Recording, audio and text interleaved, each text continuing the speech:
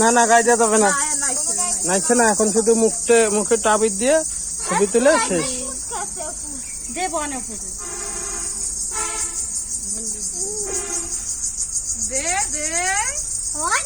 চোখে না যায় বাবা, চোখে না যায়।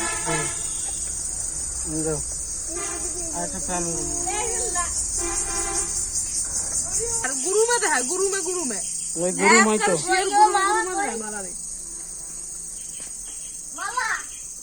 গুরুমা দেখি